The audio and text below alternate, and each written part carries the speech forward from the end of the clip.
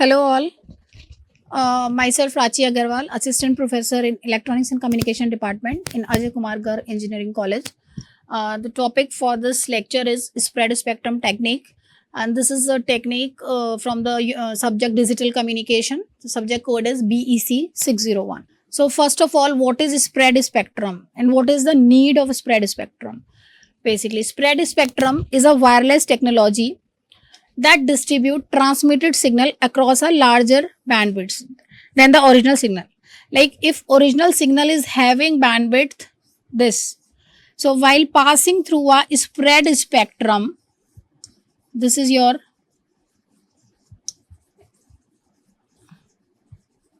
spread spectrum, you will just increase the bandwidth of this signal, right?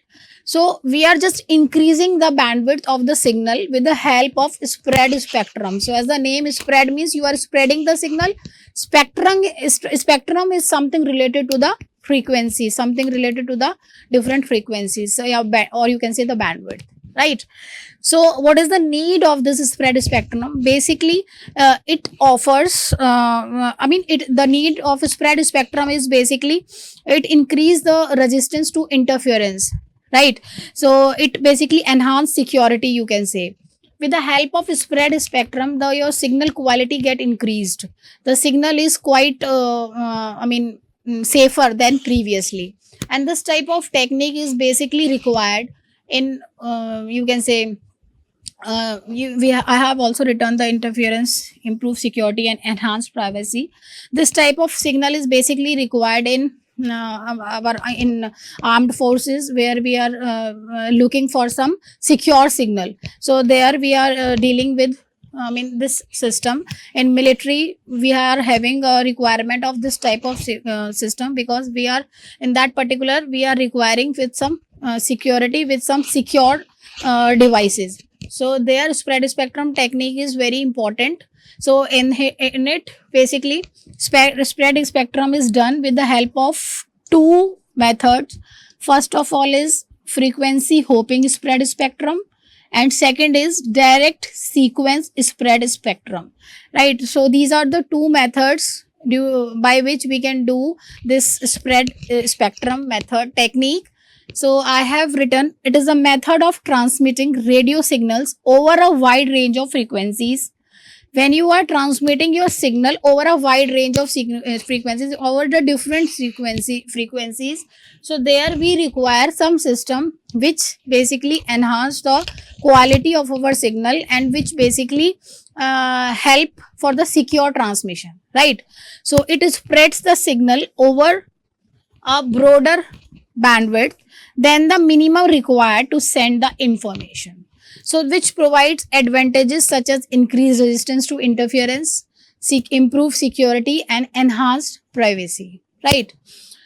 The use of spread spectrum technique in communication is to ensure secure transmission. So this secure transmission is the key word for this spread spectrum. That means we will be using this spread spectrum just to transmit the signal securely.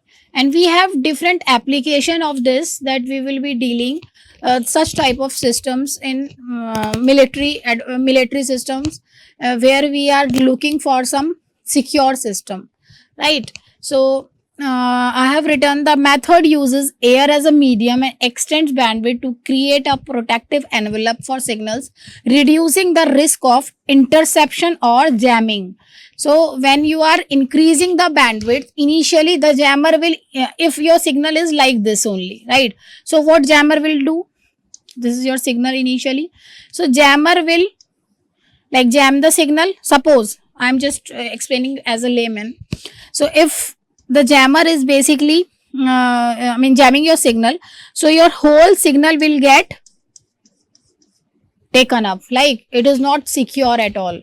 But when we are spreading the bandwidth with the help of this technique, right, and now jammer is again using the same method to jam your signal, so what it will basically jam this particular area. This and this is as it is, right? So we can have a secure transmission like this. So when we are increasing the bandwidth, when we are spreading our signal, so this is basically avoiding the risk of interception, right? So spread code is a patterned series of numbers that enlarges the original signal's bandwidth, right? Then I have explained again the same way. The original signal is having bandwidth B, and then it is passed to a spread spectrum device, and then you are having a spreaded signal which is having a bandwidth BSS, right? So BSS is the bandwidth of spreaded signal and B is the bandwidth of your source signal. So this spreading is basically, I have told, it is done with the help of two methods. First one is frequency hopping,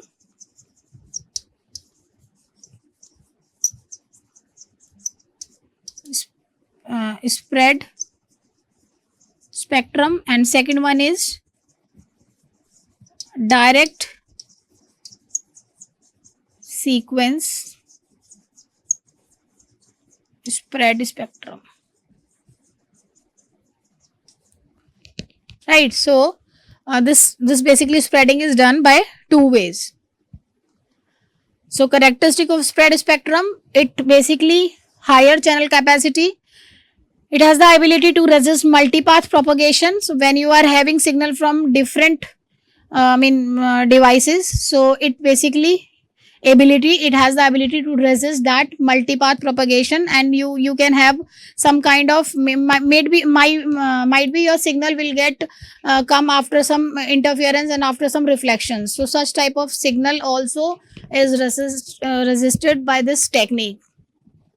They cannot easily intercept it by any unauthorized person. This is the basic advantage of spread spectrum. They are resistant to jamming. The spread spectrum provides immunity to distortion, and then it offers multiple access capabilities. So characteristics, this is very important. This whole topic is very important. So characteristic is higher channel capacity, ability to resist multipath propagation. Then they cannot easily intercept any unauthorized person. They are resistant to jamming. Then it provides immunity to distortion, and the last one is it offers multiple access capabilities, right? Then techniques, as I already told, there are two techniques. First one is frequency hopping spread spectrum, and second one is direct sequence spread spectrum. So first, frequency hopping spread spectrum, it is basically, in this you are having original signal, there is a spreader or the spreading device, and this is the spreaded signal. Here we are using some different thing with both the method, with the FHSS and DSSS. So in this FHSS we are using frequency synthesizers, and this frequency synthesizer is basically given some pseudo random code. So pseudo random code generator is basically generating the code, and this code is transmitting to this frequency synthesizer, and this frequency synthesizer is working as a carrier signal. And with this, basically when your actual signal is transmitting, and with this your frequency synthesizer, the code which you are generated by this pseudo random generator, your signal will get mixed and the spreaded signal will be received. So with this, since this is a pseudo random code generator, it is having a multiple shift registers, and basically the processing of this is different. It is having a complex structure. You having different shift registers, and with this shift register, every bit is changing that every time, right? So it is not possible for anyone to basically jam your signal and to get your signal in the mid, right? So that is why we are using this. And I have written, in frequency hopping spread spectrum, different carrier frequencies are modulated by source signal, that is M carrier frequencies are modulated by the signal. At one moment signal modulates one carrier frequency, and at the subsequent moment it modulates another carrier frequencies. Okay, so different carrier frequencies are basically modulating, and the general block diagram of HSSS is basically this. So this is a very basic block diagram, and you will be having different you will be having these blocks different in FHSS and DSS. Right, now FHSS using FSK. FHSS is considered as a technique for analog signal, you can say, but here we are dealing with digital signal only. So we are using FHSS using FSK. So FSK you have studied, it is a digital modulation technique, frequency shift keying, in which what we are doing is we are using our digital signal and we are transmitting the digital signal with the help of FSK. In FSK, when your signal is 1, this is your digital signal and this is your carrier signal, right? So for the FSK, when you are having this +1, so your frequency is high, and when you are having 0, so in that case your frequency is low. Then for 1 you are having high frequency and for 0 you are having low. So this is basically 1, and for the low frequencies you are having 0, right? So this is the basic, you all have studied this FSK technique. So we are using this modulator in this FHSS. So binary data, this is our any data, we are sending to a modulator, FSK modulator, then your signal will, ST will come, the modulated signal. Then you are having your spreader. In the spreader you are, since it is a FHSS device, so you are using frequency synthesizer and one pseudo random code, right? So pseudo random code is given to frequency synthesizer, and this both are mixed up in the FH spreader. Then the output of this is PT, and this is passed to a BPF. BPS is band pass filter, since it is a basically modulator. So here we will be requiring high frequency, so we are using band pass filter, and then this is your spread spectrum signal. Then at the demodulator or the receiver part, when you are having your spread spectrum signal, you are passed with their, see here you are using spreader, now you will use D spreader. So D spreader, the same frequency synthesizer, the same bit, which bits you are using here, the same bits you will be using here with the help of same pseudo random bit generator basically. Then it passes to a band pass filter with some different frequencies. These frequencies are using with the help of difference. You are going to difference the frequency, and then you are having a demodulator and then the binary data, right? So first of all, your binary data is passed to a modulator, FSK modulator, then it passed to a spreader. This is a spreader is fed with some frequency synthesizer. We have studied this, we have seen this in this, that the spreader is fed with some frequency synthesizer, and frequency synthesizer is given some code. So the same we are using here. Then you are having your spread spectrum signal. This is a BPF, and then this is again you are having a ST, right? Now in the demodulated part, on the receiver part, you are having your ST, the spread spectrum signal. It is passed to a D spreader. So D spreader is just the opposite of spreader. So same frequency synthesizer you are using, same pseudo noise bit generator you are using here. Then it is passed to a BPF, but here BPF we are using with some difference of frequency, right? Here we were using, in the modulation part we are using some frequencies, and there we are using different frequencies. And then demodulator, since we are using FSK, so the demodulator is FSK, and then your binary data, right? So this is a FHSS using FSK. Then pseudo random code generator generates pseudo random noise. As the name, it is generating some random code or random noise, you can say, some pattern for each hopping period TS. The frequency corresponding to the pattern is used for the hopping period and is passed to the frequency synthesizer. So what different code, like if you are using 000, so it, for this suppose you are having F1, for 001 suppose you are having F2, for 010 you are having suppose F3, for 011 you are having F4, and so on. So if your code is generated this, so this frequency will go to the frequency synthesizer part, and with that to the spreader part, right? So whatever code it is, so the frequency will go accordingly, and your signal will get modulated according to the code, right? So this I have explained here. Then we have another technique, that is direct sequence spread spectrum. In this, the bandwidth is, again we are expanding the bandwidth, because this is a basically these two techniques come under the spread spectrum.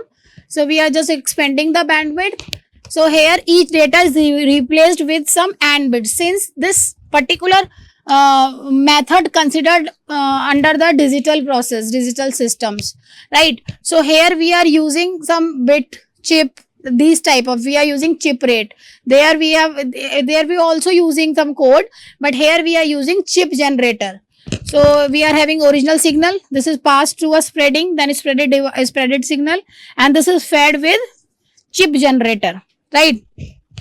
So the sequence, suppose this, I have taken the example, in wireless LAN the sequence with n is equal to 11 is used. If n is equal to 11 is used, that means your original signal, this original signal is 11 times larger than your spreaded signal.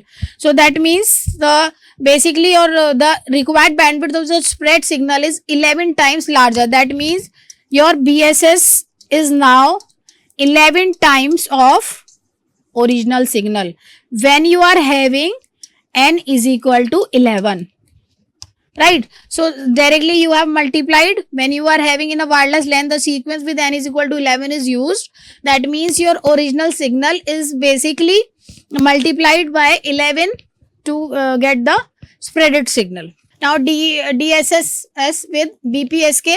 So this is the basic block diagram, the binary data. We are using this spreader with some PN code generator, then your empty, and then you are having modulator, same as that we have done in the previous FHSS with FSK.